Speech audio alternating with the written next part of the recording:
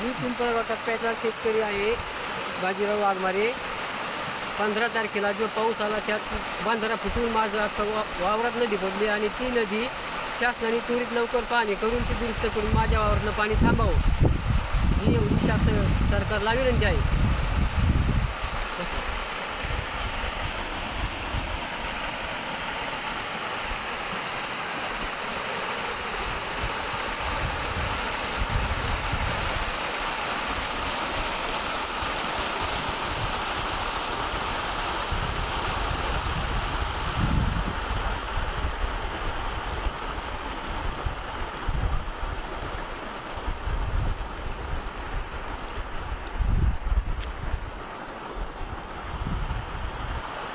अख्खं पीक सुद्धा वाहून गेलंय.